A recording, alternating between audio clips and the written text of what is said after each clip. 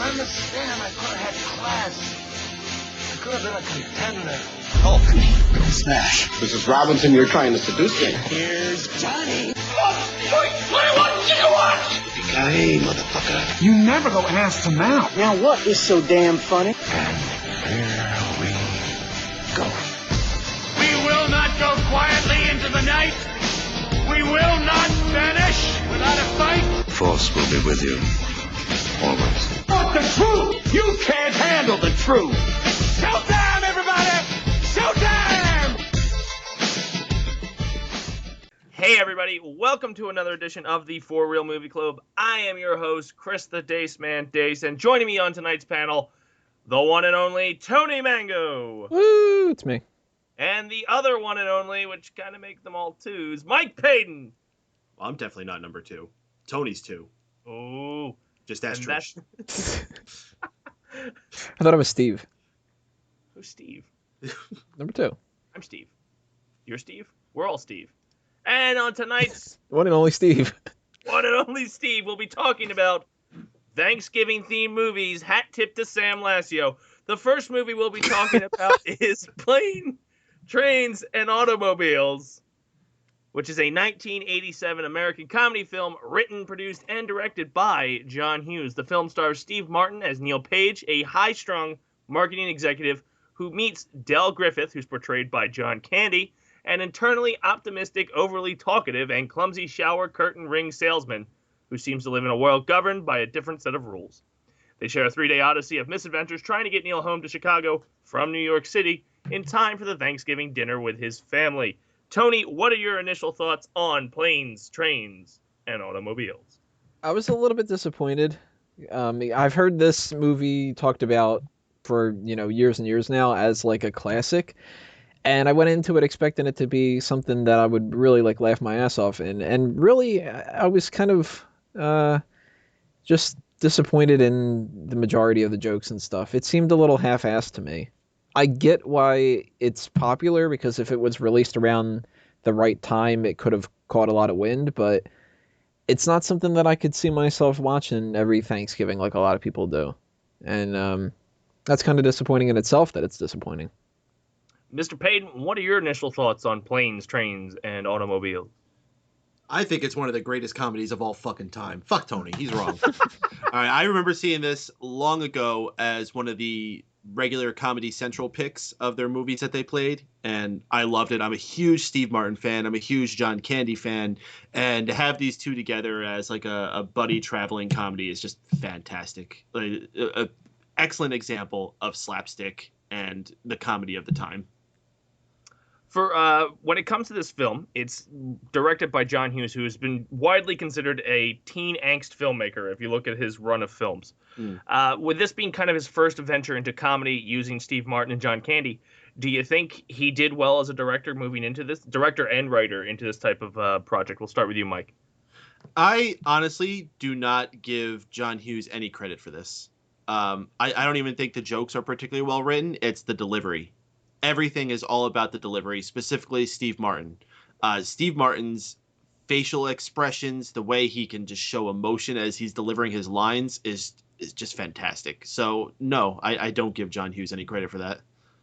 Tony, what are your thoughts on John Hughes' venture into this type of movie release? See, what you just said there, Peyton, is exactly why I'm disappointed in the movie, sort of. The two main actors in this are perfect for their roles and stuff, but it's kind of a situation of you get two good actors in a bad script and they make it tolerable instead of if you would have had two horrible actors in the same movie. I don't think this would be popular at all. I don't think that the movie is good. I think that the principal actors are good. And John Hughes, I agree with you. He doesn't really deserve much credit to this at all. So you guys have touched a little bit on the casting in this. Steve Martin and John Candy are obviously the lead roles. Some of the other minor roles that are in there: Michael McKean is a state trooper. Kevin Bacon is a taxi racer.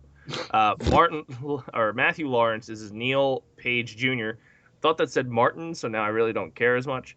Yeah, I was gonna say I don't remember Martin Lawrence in this. And Ben Stein was at the Wichita airport representative. So Yes. when it comes to casting for this film overall, we'll start with you, Tony.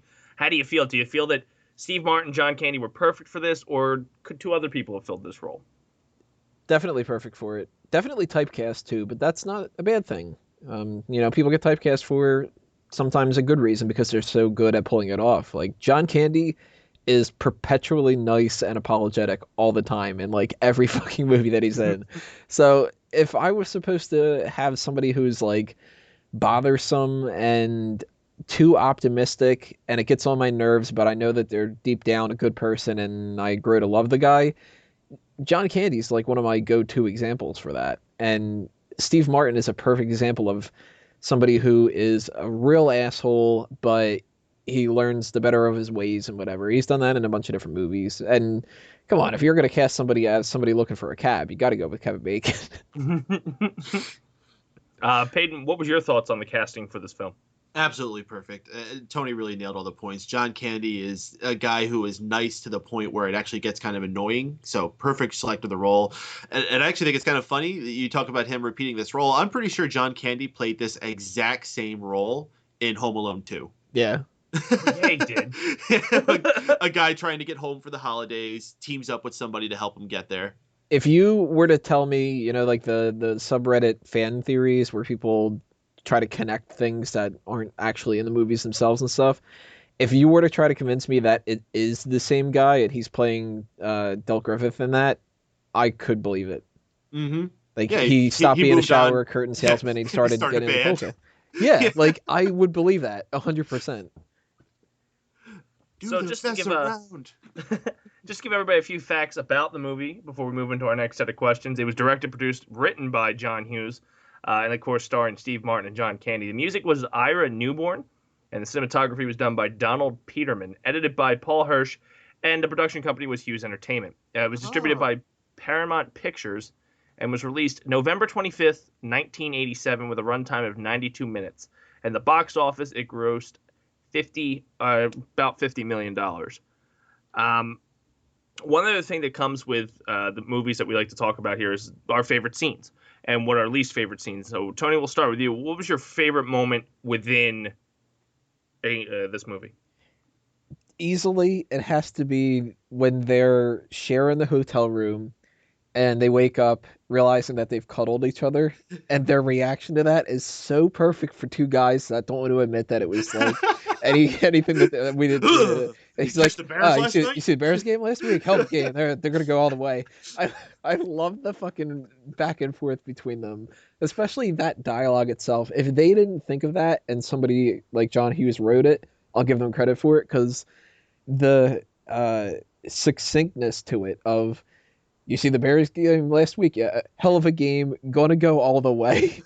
Just spitting out like, yeah, that just quarter pass, it's really the offense is great this year. It's like, everybody has heard the same conversation happen from people that are in small talk situations and stuff, and that's a perfect representation of what most guys would do in that scenario. I laughed hysterically at that part, and I actually rewound it and rewatched it again, like right after that had happened, just because I was like, man, that's so fucking perfect. And what was your least favorite moment, or something that you said, and that's just not interesting? It shouldn't be, because this is not their intention at all. I'm 100% sure of that, but it's at the very end when Steve Martin is sitting in the train on the way home, and he's smiling and thinking about his family, and he kind of comes to the realization of what John Candy's character is actually doing here. It felt awkward to me. It was just a bad directorial choice, I think, because the shots of him silently laughing and he's thinking about his family, and we don't get to know this family like at all. It's almost like post-mortem or something. Mm-hmm. And I don't know, it's supposed to be like heartwarming and sad and whatever, but it was just cringeworthy to me instead. So the biggest moment of the film that's supposed to be like a hook for me is the thing that cancels me out the most. Peyton, what was your favorite moment when it came to this movie? What's your favorite movie? Yeah.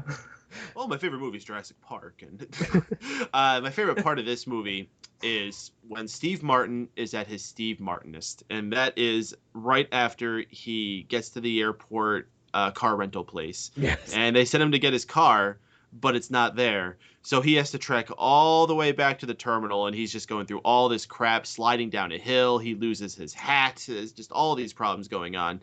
Finally, he gets to the desk, and you could just see like the expression in his face. He's been saving it all for this moment, and this cheery-eyed, smiling freaking prick of a woman just trying to kill him with kindness, but he's not going to have it, and he just lays into her. And after he releases all of his emotion, what does the woman have to say to him but, well, you're fucked.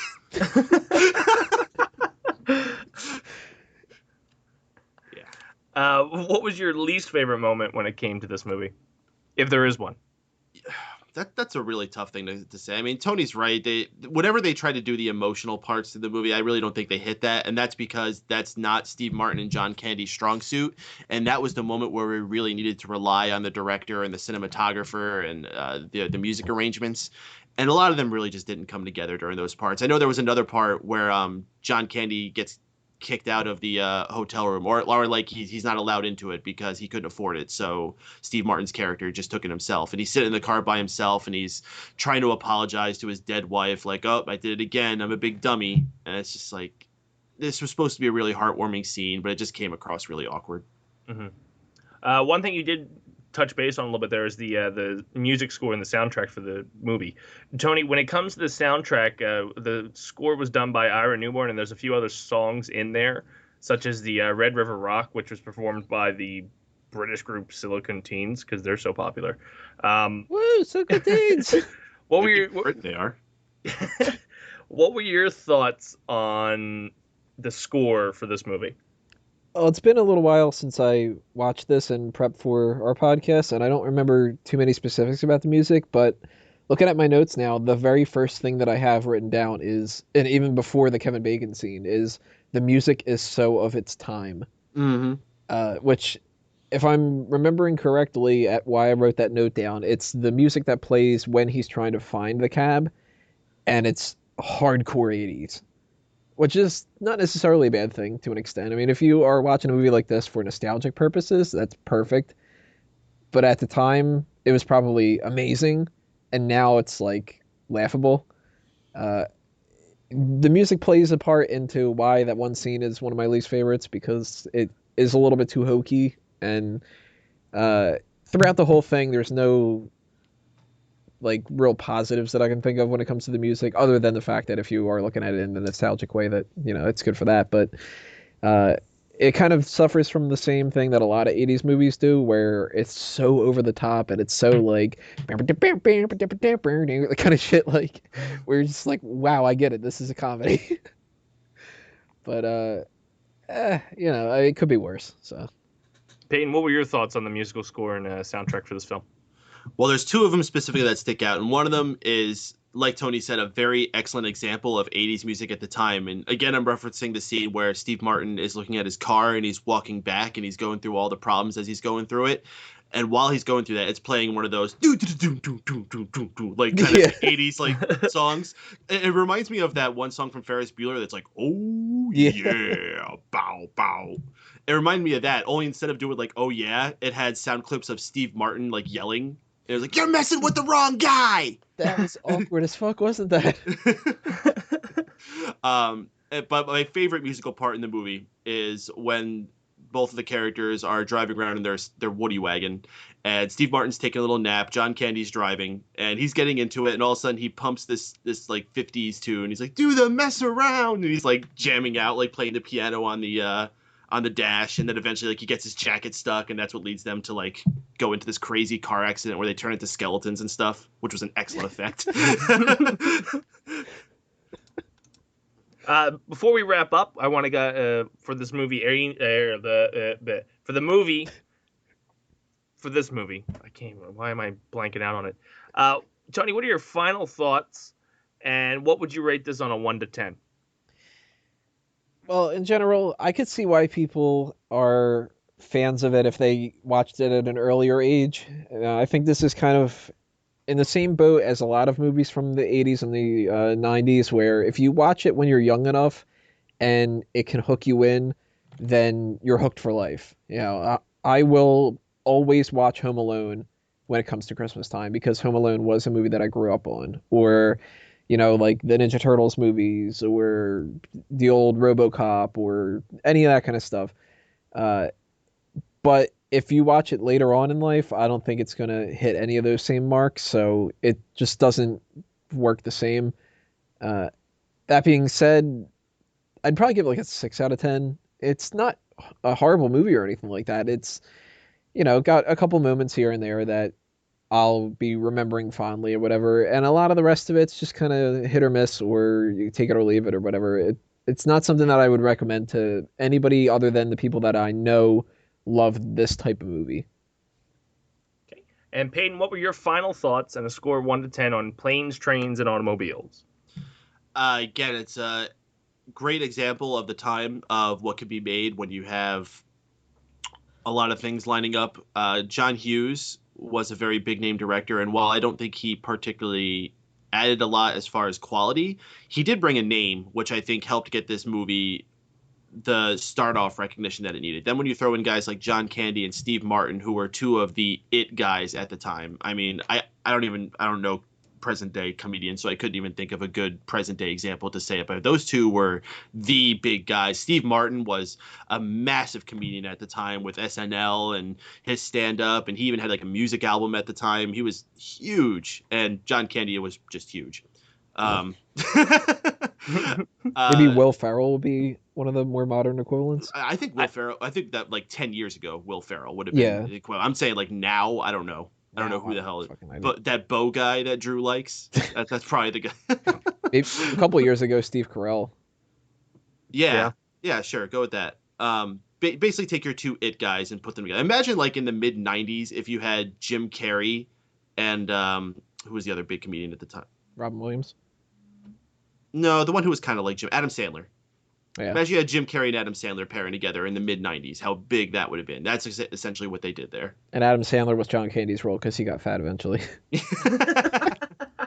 Not a perfect movie, but one I definitely recommend anyone to go and check out. It's a good laugh, even if you're not watching around the Thanksgiving season. I never considered a Thanksgiving movie, even though it does involve it somewhat. It's just a comedy to watch any time of the year. I would give it an 8.5. Very cool. So, with that being said, we're going to finish up our first movie here on the Four Reel Movie Club, and we're going to move on to our second, which is another Hughes Entertainment production, Dutch. So if you're listening here on the little YouTubes, make sure you click the next link, and you're going to find out what we're going to say about Dutch. Welcome back to the second video here in our Full Reel Movie Club for Thanksgiving theme for the month of November. In this episode video clip that we're going to talk about is Dutch, a 1991 American comedy drama film directed by Peter Feynman, which is his second and last theatrical film after Crocodile Dundee, and written by John Hughes. The original musical score was composed by Alan Silvestri. The film stars Ethan Embry as Doyle Standish and Ed O'Neill, who is playing Dutch Dooley, and Joe Beth Williams with a cameo appearance by golfer great Arnold Palmer. Just as a fun fact, the movie was released in the UK and Australia as Driving Me Crazy. Go figure. Payne, we'll start with you on this one. What are your initial thoughts on the movie Dutch? Well, I didn't really have any expectations originally going into this because I don't even know if I've even ever heard of it. And if I did, it just kind of like passed by and I never thought about it. So the first impression I actually got of it came from Tony, where he told me how awful this movie was. So I was like, oh God, here we go. I thought we were going to have, no offense to you, Dace, but how you picked that one crazy summer movie. I thought it was going to be another one of those. I was like, oh fuck, this is going to be awful. And actually, I was pleasantly surprised. It was much better than Tony made me expect it to be. Ed O'Neill, another fantastic actor, very underrated, I think, as a comedian. I think he could be excellently funny, and the way he just bullied around this punk little kid, just watching him do that for an hour and a half was actually quite enjoyable. Sweet. Tony, what were your first impressions on the movie Dutch? It's my least favorite out of this bunch. It's not One Crazy Summer bad, but it's not something that I will ever watch again, most likely. The positives that I can say about Planes, Trains, and Automobiles are more in depth than the ones that I can say for Dutch. Dutch had a couple more, like, probably, let me say, put it this way. Planes, Trains, and Automobiles has more quality laughs, but less quantity than Dutch does. Dutch, to me, is kind of an easy sell.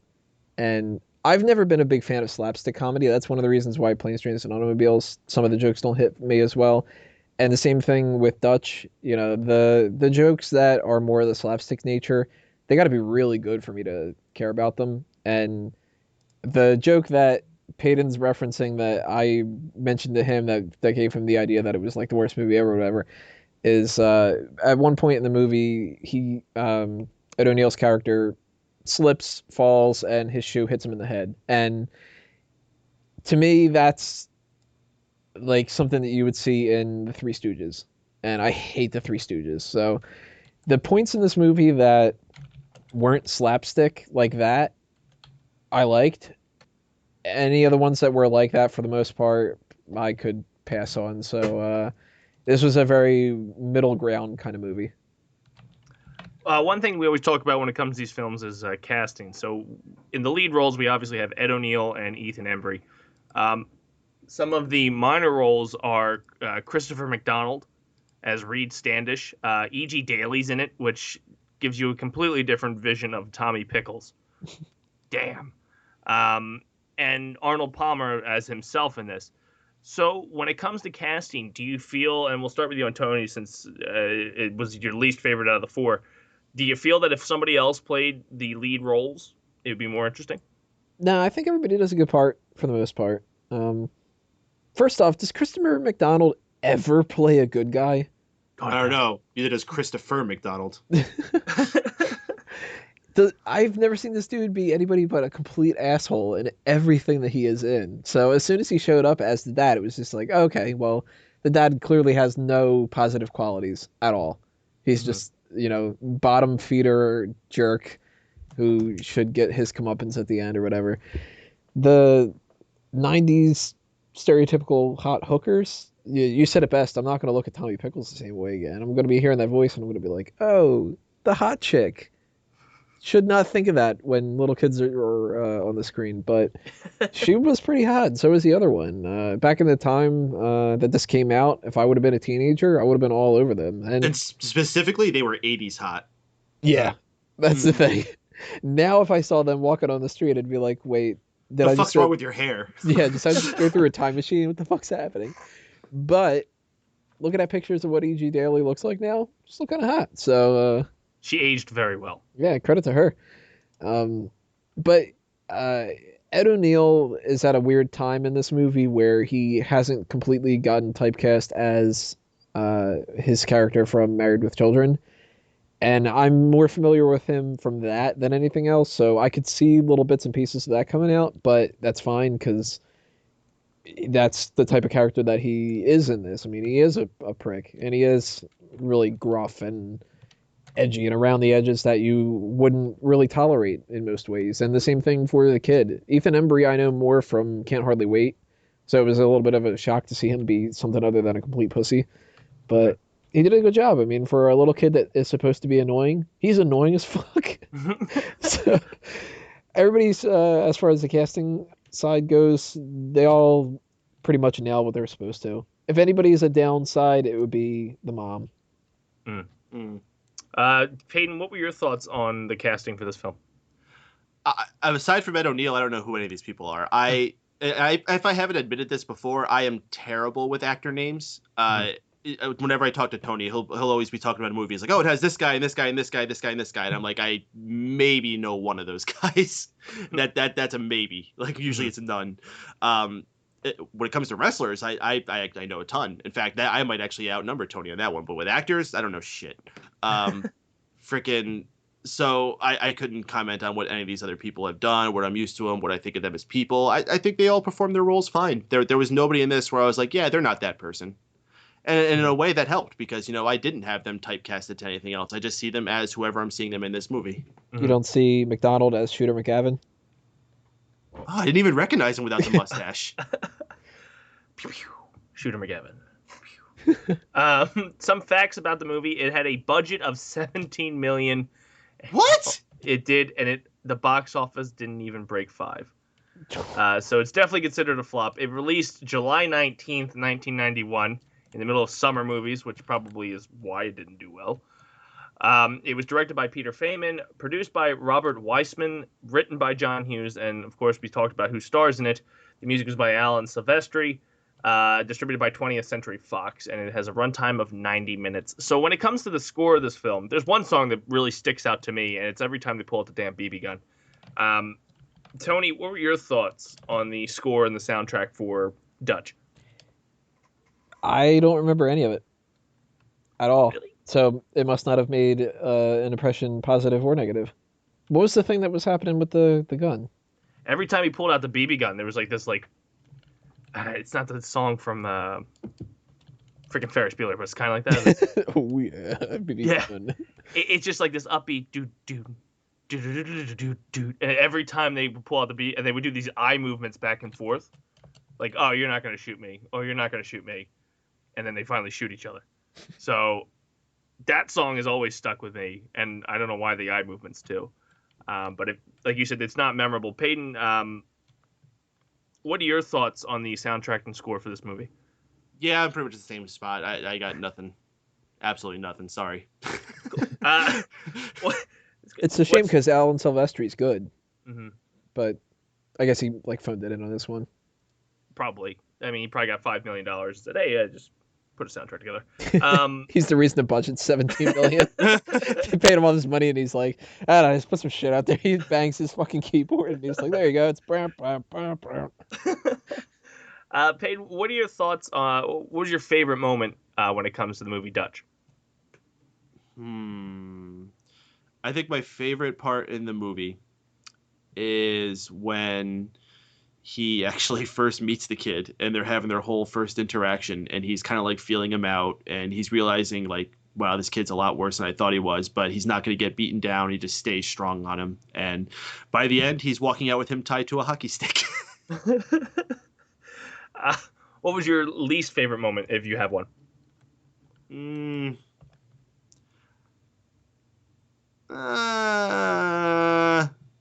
I don't know. I don't really have one, I guess. It's hard to come up with a least favorite movie in comedies. You know, when you say a least favorite movie, I guess it's the part where it's not being funny is the easiest thing to say.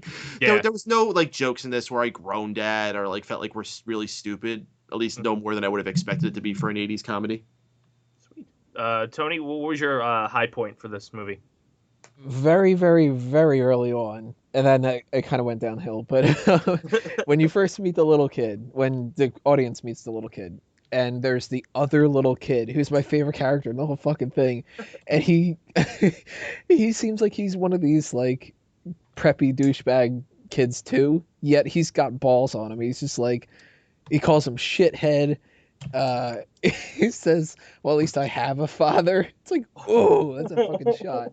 And the best line that he has: "Have a nice weekend rotting in your pissed off world." I was like, yes, this kid's awesome. I want this kid to be in the whole film, and I was so disappointed that he wasn't. What was your low point for the film? I would say it's the shoe scene, but there's one scene that really took me out of the movie, and that was the fireworks going off. That went on for way too long, and the joke was already made when they bought the fireworks. You know, you're like, okay, fireworks are going to go off and hurt Ed O'Neill. They're not going to hurt the kid, because that would just be too brutal to have him with third-degree burns and shit. But at some point, either the kid's going to set the bag off, or the bag's going to get set off accidentally, and it's either going to blow something up, or it's going to blow up in the car with them, or it's a guarantee it's going to happen. And they drug that fucker out for what felt like 8 minutes, especially after they had already made the joke of it went off, and it just keeps going off and not doing anything different. You got this weird music in the background. Ed O'Neill's making these weird faces. It's almost as if they filmed that scene goofing off and then decided to throw it into the movie because they needed to pad it an extra couple minutes or something. That's without a doubt my least favorite scene of the movie. Okay, before we wrap up Dutch the film, let's get our final thoughts, and we'll give it a rating between 1 and 10. Payton, we'll start with you on this one. What are your final thoughts on the movie Dutch and a rating 1 to 10?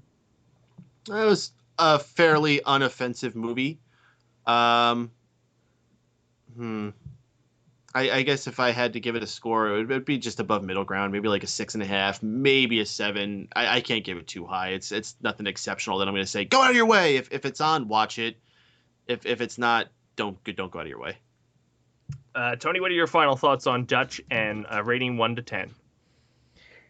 I'd give it a 5 out of 10 because I don't want to be mean enough to give it a 4 out of 10 or whatever for a couple other things that I did like in it, like that one kid at the beginning. But it's something I won't watch again. It's not something I'd recommend to anybody. It really does work well as a movie that a network could put on TV for Thanksgiving Day if they want to just have Thanksgiving movies play. Because there's really not that many Thanksgiving movies out there, and this definitely is a Thanksgiving movie. But outside of following that kind of structure, I just didn't think it's really that good of a movie. If you take that out of the Thanksgiving theme that we're doing here, and if this would have been suggested as like one of the 4 movies, if we were just doing comedy movies, I'd be pissed. Yeah, you would have yelled at me. But like, why is this One Crazy Summer in here too? What the fuck? So, ladies and gentlemen, thank you for joining us on our second part of the November Thanksgiving Films for Four Wheel Movie Club. You're watching on the YouTubes. Make sure you click over to the link and go on to part 3, where we'll be talking about Scent of a Woman. Hoo-ha! Welcome back to the Four Wheel Movie Club as we go into part 3 of November Thanksgiving Films. Today, or this edition, we'll be talking about Scent of a Woman, which was a 1992 American drama, and in some opinions a comedy, directed and produced by Martin Brest, that tells the story of as a student has taken on a job to assist and blind medical retired Army officer who's a dick. The film stars Al Pacino, Chris O'Donnell, James Rebhorn, Philip Seymour Hoffman, and Gabriel Anwar. It is a remake of Dino Rizzi's 1974 Italian film, I Can't Say the Title. So that's what the name of the movie actually is. It's Profumo di Donna. I don't know why I talked like a Mexican when I said it. It's called Blind Bastard. It's adapted by Bo Goldham from the novel. That's another word I can't say. This is unfair. Il Buio e il Milo, which in Italian means darkness and honey, by Giovanni Arpino, and from the 1974 screenplay by Rogerio Macari and Dino Rizzi. And the film was directed by Martin Brest. Again, funny. Pacino also went on to win an Academy Award for Best Actor in his performance for this film. Tony, we'll start with you on this one. What was your initial thoughts of Scent of the Woman? There are 2 movies on this list that we did that I own, and one of them is Scent of a Woman. That's a movie that I bought pretty much like right after I had seen it. And that was when I was maybe 15 at the time or so, which it shouldn't speak much to a 15-year-old, but I really like this movie. It's not a movie I can just pop on at any time, not like a Terminator 2 or something where I could just, I feel like watching a movie, let's just throw Scent of a Woman on. It's too heavy for that, but it's definitely a movie that I would recommend to people for the dramatic side of the thing, plus the fact that Pacino's so fucking funny in it. I like this movie a lot. Payne, what were your initial thoughts on the movie? I avoided this movie for a long time, not on purpose. It was just something I never really felt like checking out. Like, I always heard it was a fantastic movie, won all this awards. I obviously could not avoid that, but it was just not a movie I came around to for one reason or another. This was a reason to finally get into it, and this is another case of Stand By Me, which I never saw that movie before and watched it for the show, and am very, very happy I did, because this movie was amazing on every level. Al Pacino, I think it's the best role of his career. He nails it. The movie has an excellent tone of, like you said, it's both dramatic and funny. It swaps between these, and the pacing is just perfect. It's an excellent movie. With this film, as we can tell, and I think it's unanimous, that Al Pacino he was one of the best castings that they did, and he won an award for it. When it comes to the other castings, such as a very young Chris O'Donnell as Charlie Sims, and really the the co-star here in the movie, and a young Philip Seymour Hoffman, which did not realize. I didn't know he was in it, so it kind of caught me off guard when I saw him. How do you guys feel about the casting? And Peyton, I'll go back to you on this one for the film with pretty much all the minor stars and the co-star Chris O'Donnell. Well, I'm going to pull back to what I said in the previous section about how I don't know who people are. And again, I had no idea who any of these people were.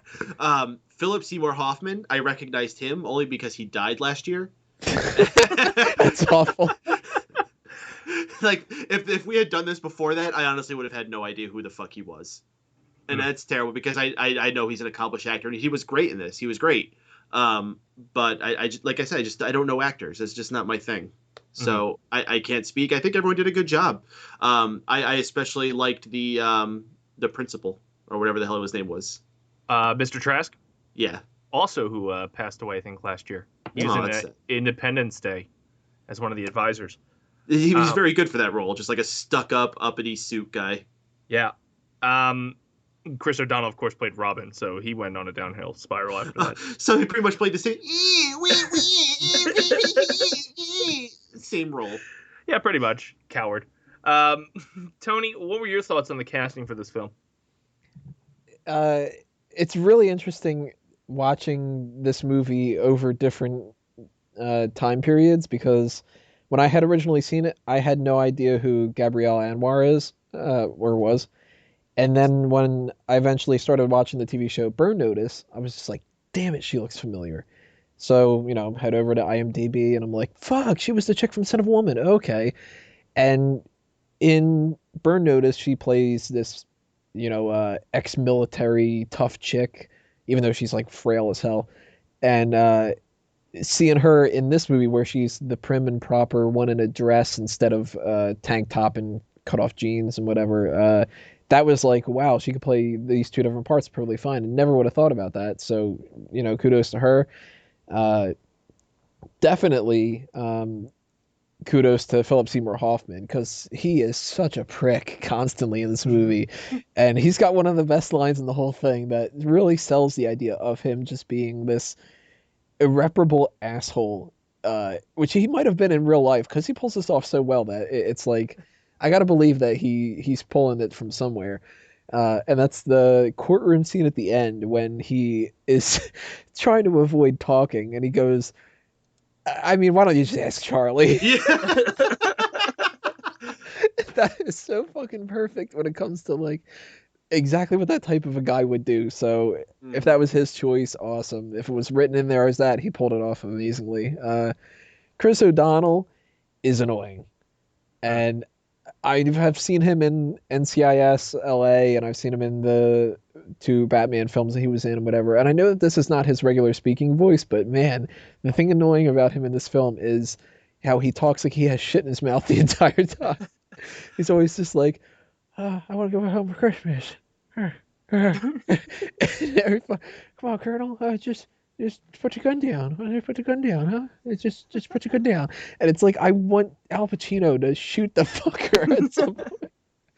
But that's kind of what his role is in this. I mean, he's that pissing out little fucking kid that has no balls to himself and whatever. So, he pulled that off well too. And it's good that they have these minor people that are able to play these different characters off somebody like a Pacino, because if he would have just been by himself, his act would have gotten really tiresome. But when you see him in scenes with like the car salesman, who is so stereotypical of that type of a character, and that he's able to like charm his way through that, then you get to know his character better from how he reacts to those guys. Because him alone, fuck him.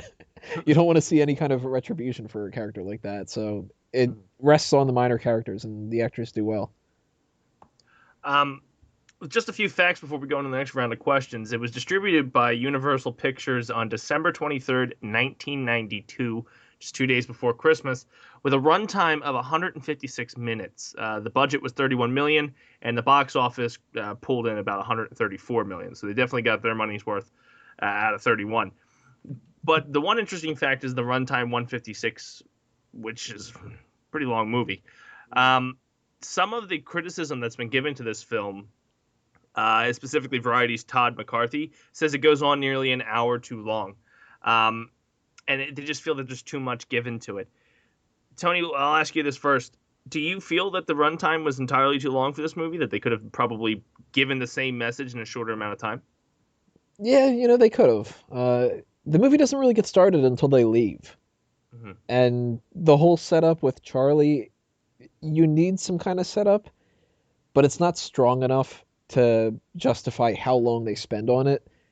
And then at the same time, the movie slows down once they get back. It's really the whole trip is the good chunk of the movie. And then, you know what it reminds me of? It reminds me of Full Metal Jacket, where everybody's got so much praise for the beginning of it, and then nobody remembers anything about the war.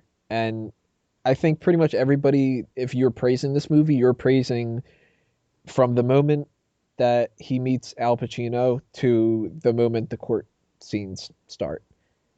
All the other kind of stuff is a little bit extraneous, outside of a couple gems here and there. Like, the saving point of the beginning of the film is the one line from Philip Seymour Hoffman's character to set him up, where he's like, you going home to fucking Idaho? I mean, fucking Oregon. So, yeah, there's little things peppered in throughout, but they could have trimmed down a lot, I think. And maybe not an hour. That's a little drastic. Mm-hmm. But they could have maybe taken about 20 minutes out, and it probably would have been better. Payne, what were your thoughts on the runtime? It was a little long. I'm a person who doesn't necessarily mind longer movies, especially if I'm able to watch them in parts. If I'm not in a theater or something like that, I can handle it easily. I think they could have cut it shorter, and it would have gotten the same message. Do I think it would have been better? I don't think so. I think they got just the right time to get everything they wanted across.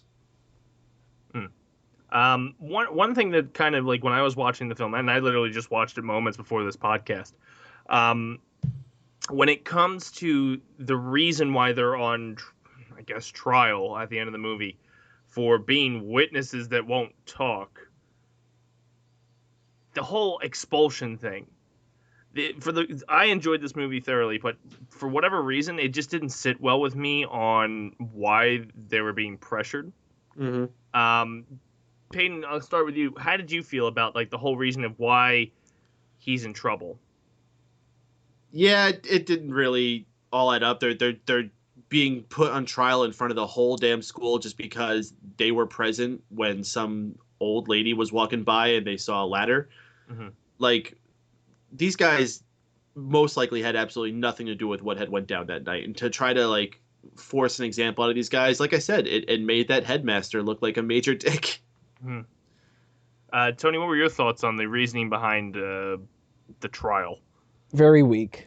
And maybe the reasoning behind cutting the movie short isn't the best way to go about it. Maybe it's just it needed one more rewrite.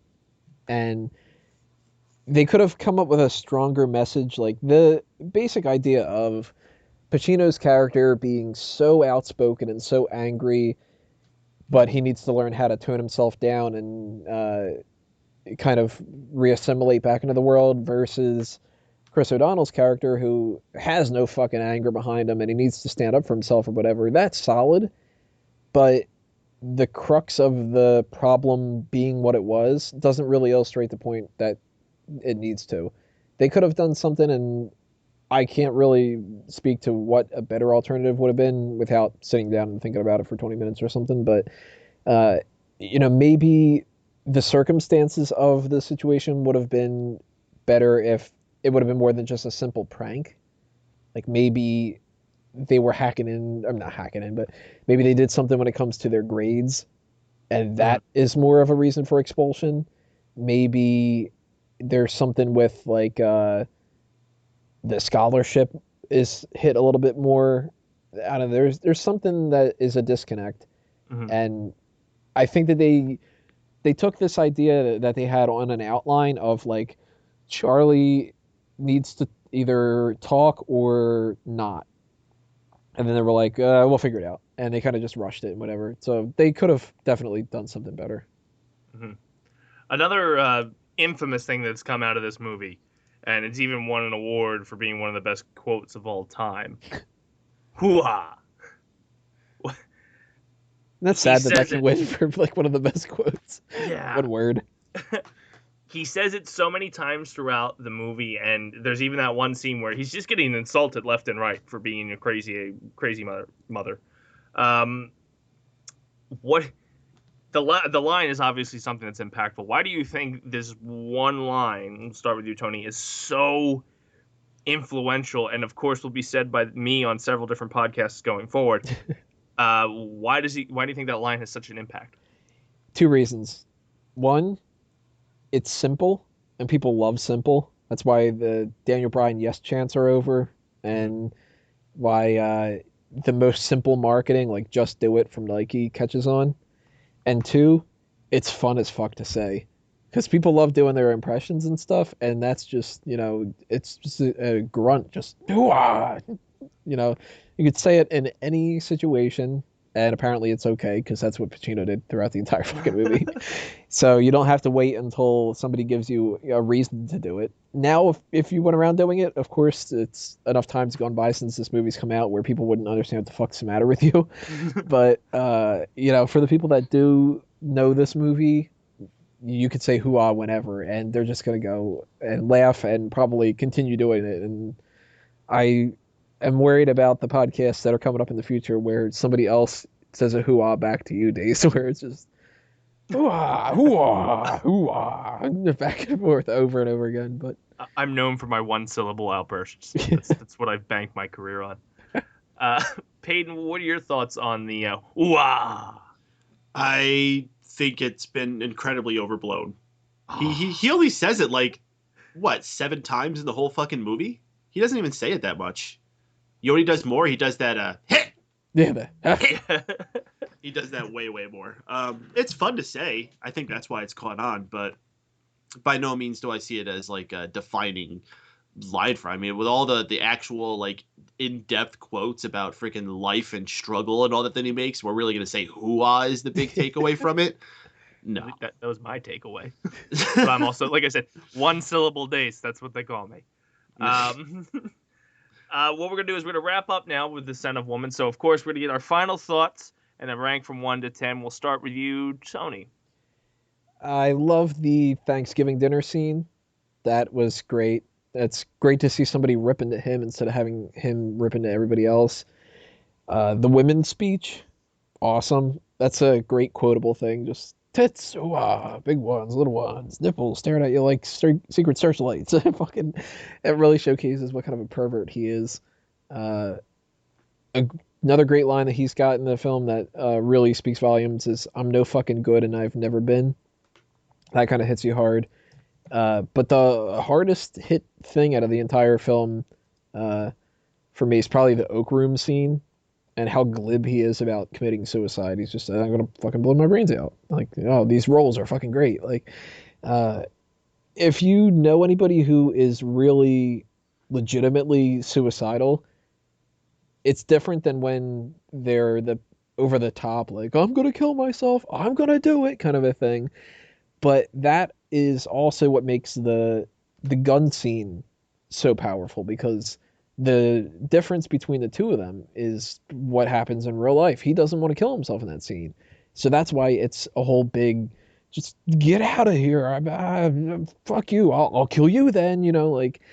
Pacino plays both those scenes perfectly well. And when you combine them together with the Thanksgiving dinner scene, even though I'm not picking a favorite scene here, because, it's 3, but that's the best thing I can say about this movie is you give him those 3 anchor points and he really showcases you why somebody in this position would want to kill themselves and how they get out of it. As far as my negatives go, the beginning and the end, like I had said, they're slow. They take a while to get to the points and everything, and they're kind of lagging. But the worst thing is the incredibly long cheers and the standing applause at the end. That would never fucking happen. I don't care how positive a situation it is for Charlie. The whole student body isn't going to be as thrilled about it as he is. So that was just over the top silly. But I give this movie a 7.5 out of 10. And sometimes I give it an 8.5. Sometimes I'll give it a little bit less. depending on my mood. But it's a movie that I'm really glad I watched at that kind of an age as a teenager, where you are gonna watch more like stupid comedies and silly action films and whatever, and you need a good movie like this to show you that life changes when you're a kid, and you'll reach a point where these kind of things do kind of affect you. So I definitely recommend it for anybody of any age except for little kids, because they're not going to fucking understand it, but especially people around Charlie's age. Good movie. Payne, what were your final thoughts and rank from 1 to 10 on Scent of a Woman? It's a fantastic film. I think it's a must-watch for any cinema fans. Obviously, it's not something you can watch anytime. I believe Tony said it's not something you could just pop on like a Terminator when you're just sitting there needing something to have your eyes on. But if you got 2 hours and you're ready to absorb something really special and see a class performance by Al Pacino, this is the one to definitely check out. And as final score, I'll give it a 9. Very cool. Ladies and gentlemen, that has been Scent of a Woman here on the Four Reel Movie Club and our Thanksgiving November films. If you're watching, well, you are watching on YouTube, make sure you click the link and go to part 4, where we will talk about Grumpy Old Men, the film. That's what they say on Wikipedia. So stay tuned. Go to episode 4. You're going to find out. And welcome back to the last segment of November's Four Reel Movie Club, where we wow, I squeaked. Four Reel Movie Club, where we talk about Thanksgiving films for this month. We're going to be talking about Grumpy Old Men, which is a 1993 American romantic comedy film starring Jack Lemmon, Walter Matthau, and Anne Margaret. We're also having Burgess Meredith, Daryl Hannah, Kevin Pollak, Katie Sagona, Ozzie Davis, and Buck Henry. It was directed by Donald Petrie, with the screenplay written by Mark Steven Johnson, who also wrote the sequel Grumpier Old Men in '95. The original musical score was composed by Alan Silvestri, and this was the 6th film starring both Jack Lemmon and Walter Matthau, and their first on-screen pairing since 1981's Buddy Buddy. Peyton, we'll start with you. What was your initial thoughts on Grumpy Old Men? Well, I saw this in theaters when I was a very, very young child. What year did you say this came out? 93? 93. So I had to have been 7 years old. Wow. And I loved it. I thought it was just hilarious. Just these old guys, like, cutting wise on each other and, like, just being smartasses. Watching it now, it doesn't hold up quite as well. It's still very funny. It's actually a little bit more depressing than it was then, if anything. Tony, what were your initial thoughts on Grumpy Old Men? I'm in the same boat. I love this movie, and it's the other one that I own. Actually, after watching this, I watched Grumpier Old Men because I own that too, and I was just like, I want to watch, the second one now that I watched this one again. I watch it every couple of years, and my perspective changes a little bit as time goes on. I totally agree. It's depressing compared to what it was when I was a little kid seeing it in theaters, because, when you're a little kid, you're paying attention to the jokes of, like, throwing the fish in the car and stuff, not, like, the magnitude of getting old and being sad over the loved ones that have gone by and all this other kind of stuff. But that's something that I didn't appreciate then that I appreciate now. This is one of those movies that I go to if I'm in a particular mood where I want to learn something that I already know the answer to. It's really kind of a tough way to say that, but there are certain movies and to a lesser extent TV shows and to an even lesser extent music, because I'm just not as big of a music and TV fan as I am movies, that if I'm like sad, I'll watch a type of movie, or if I'm in a really good mood, I want to watch a really good comedy to keep the mood going or whatever. And if I'm struggling with the idea of being older and what's going to happen in the future, whatever, Grumpy Old Men's a good movie for me to watch to kind of feel a little bit better, but not just ignore the problems and stuff. And the jokes are good. The representation of the old people is rock solid in the movie. I love this. So when it comes to casting, we'll stay with you, Tony. Jack Lemmon, Walter Matthau, they are a duo that have been in several films together. How did you feel about the casting when it came to this movie? They're so perfect. You couldn't have gotten anybody else to play these parts. And a lot of the other characters too.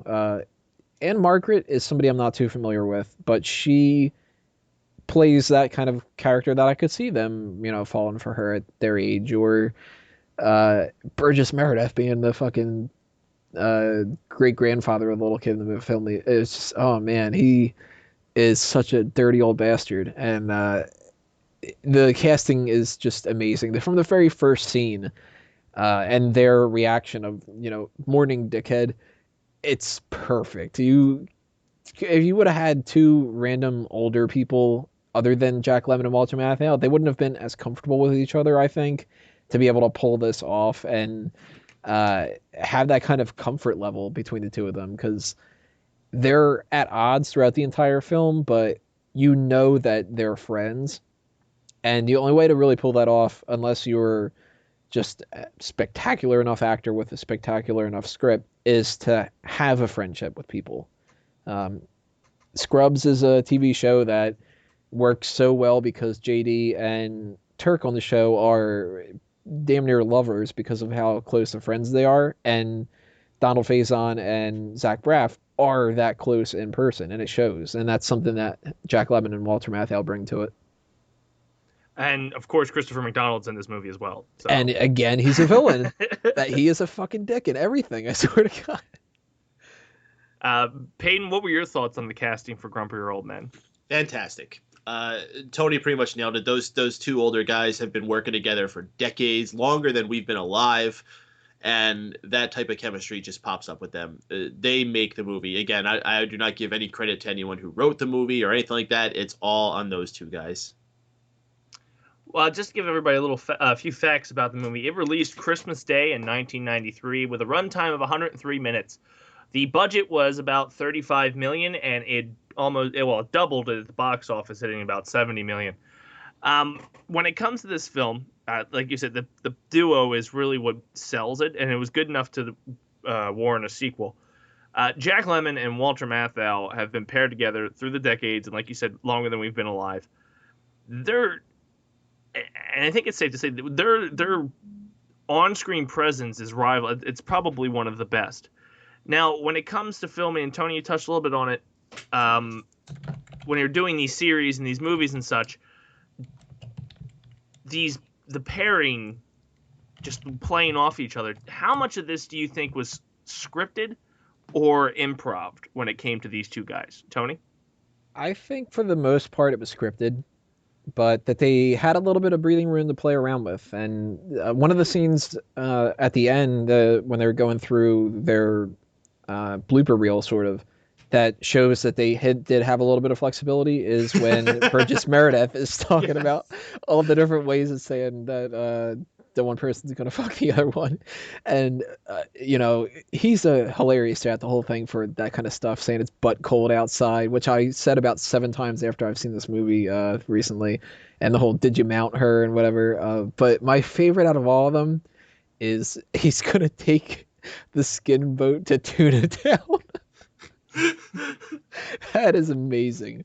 They do this again in the sequel, and there's a scene where he plays around with the idea of flirting with the mother of the love interest in the sequel, and man, he just spits them out back and forth of like, you're Italian, you want to come and let me show you my cannelloni, and you want me to give you the hot sausage and whatever, and he goes on and on and on and on, and you can see that they had a little bit of breathing room to play around, but they probably kept to a pretty specific script. And I wouldn't be surprised if a lot of the gems in the film that come out as, like the quick one-liners, like he's straight as a grizzly's dick, are probably improv.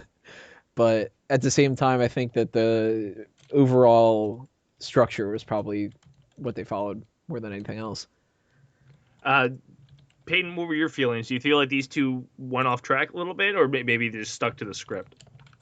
I think it was a little bit of both. I think they had a lot of very experienced people on there, and I think they probably had a script, And if I had to take a guess, I would think they did the method where they did a run where they stuck to the script, and then they just kept doing runs where they let it get a little looser each time.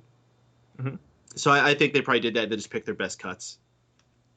Yeah, it did definitely. When you have a pairing like that, and for those of you that watch The League, they walk in with an idea and they pretty much say, all right, just go. Because these guys play well off of each other. And whenever you have that type of relationship, like Tony had said, it usually produces a better product. When it comes to this movie, Peyton, what was your favorite moment when takeaway from this film? Now, forgive me, because I can't remember if this is from the first one or the sequel, because I watched them both as well. The fishing boat where they catch the fish, and it's like pulling them all over the lake. That's the sequel. That's the sequel. Well, fuck. I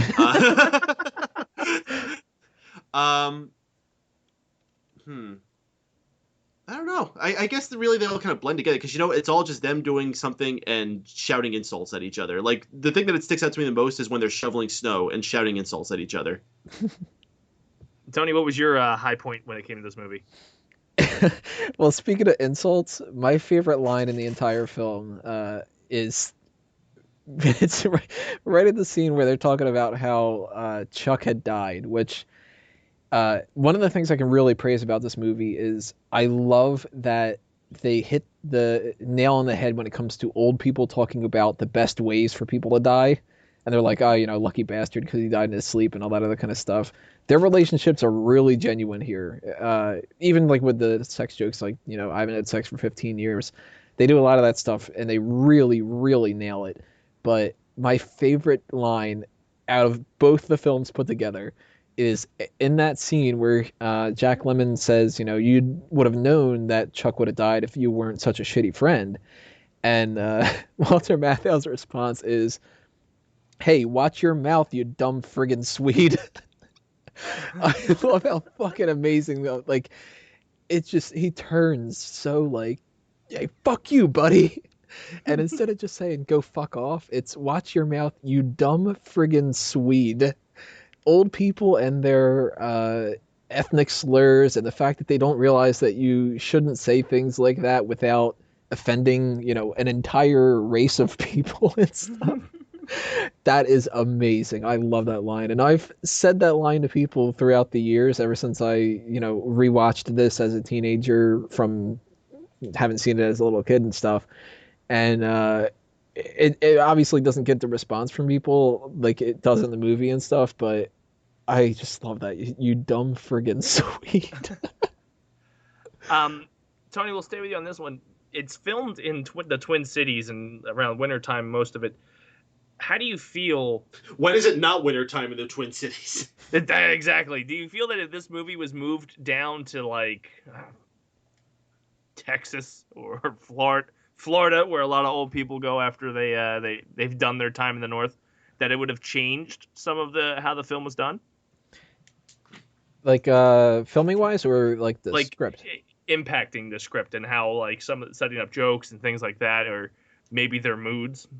Yeah, I think that this would have been a little bit more jovial, and maybe that would have been for the better, maybe for the worse, I don't know. But I like how it isn't, because I think that there's more of a chance that you can get silly when it comes to happier than you are when it comes to sadder. And again, to kind of hit the same mark as what I had said before, if you've got a movie like this where it's in the cold and, they've got simple things like they're shoveling snow, like, it's nice to see old people not doing crazy things. And I'm not a big fan of slapstick stuff. And if they would have had something more along the lines of like, it's funny that old people are at the water park and they've got like the stupid flippers on, or they've got a weird bathing suit on or whatever.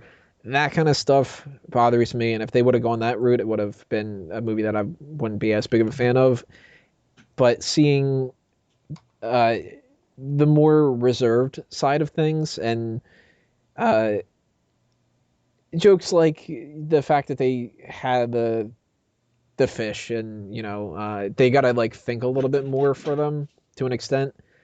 I think that is a byproduct of them being in that situation, and it's a little bit more true to a lot of different life too, because a lot of people go to Florida and they retire there and they die there and whatever. But not everybody does, obviously, or else Florida would just be an entire retirement home.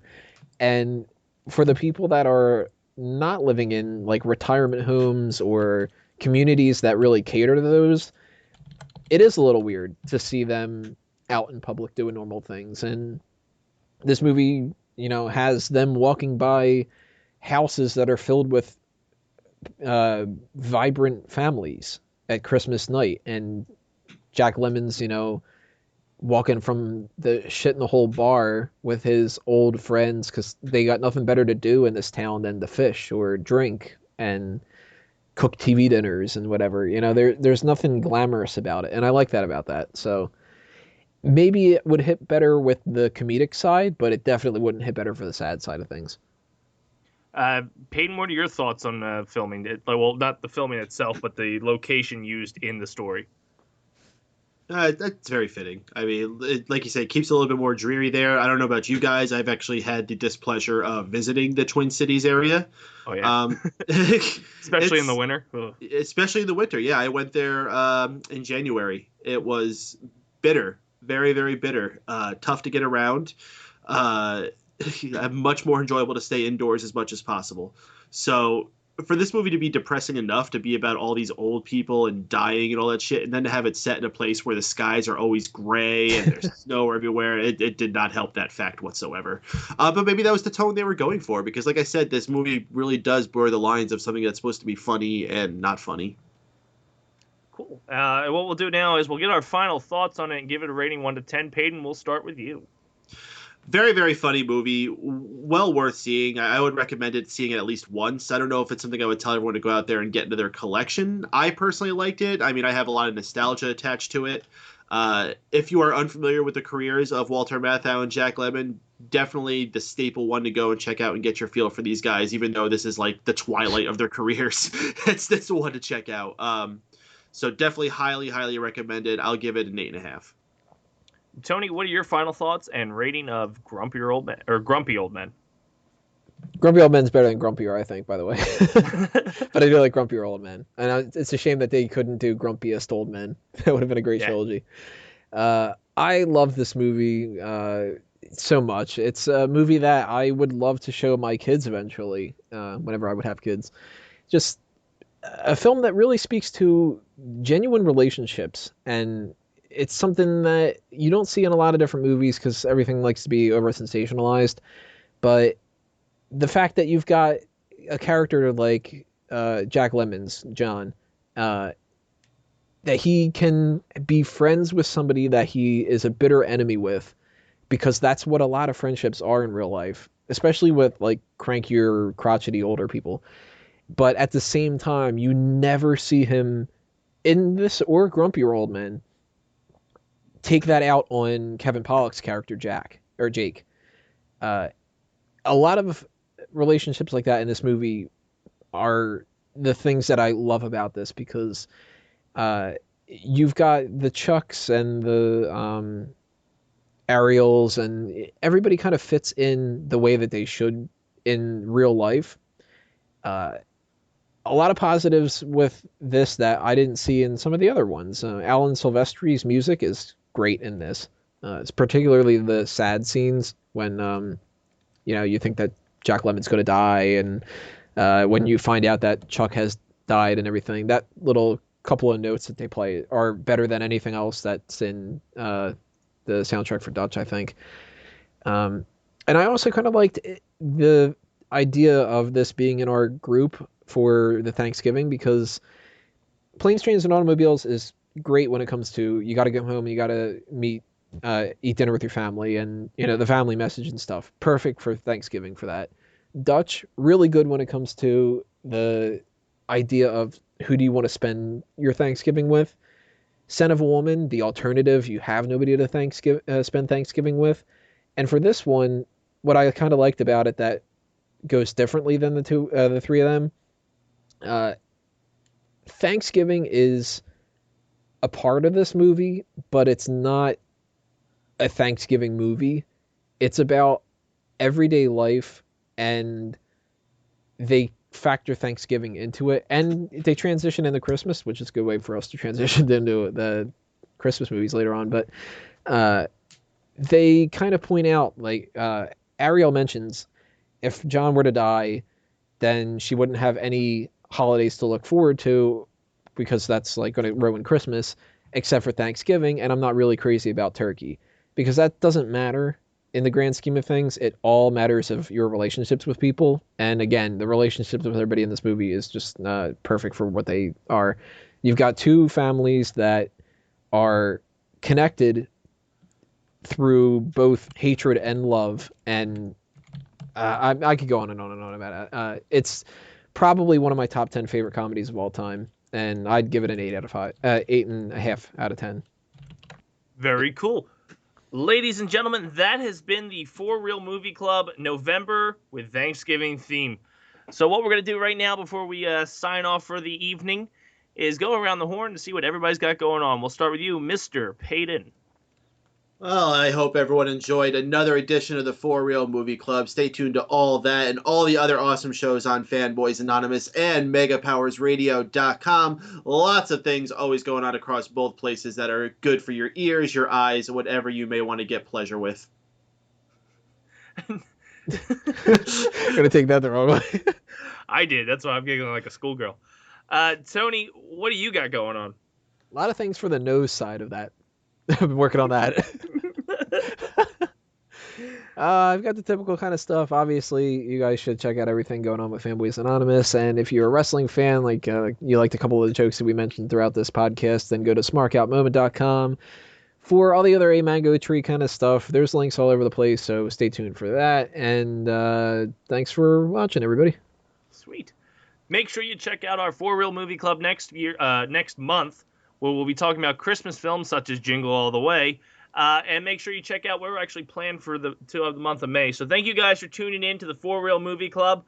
And all you film watchers out there, keep on watching. At no point in your rambling, incoherent response were you even close to anything that could be considered a rational thought. I'm too old for this shit. Good day, sir! You stay classy, San Diego. Roads? Where we're going, we don't need roads. Frankly, my dear, I don't give a damn. I'm finished. That'll do, Pete. That'll do. Hasta la vista, baby. Hey, everybody! We're all gonna get laid! You're still here? It's over. Go home.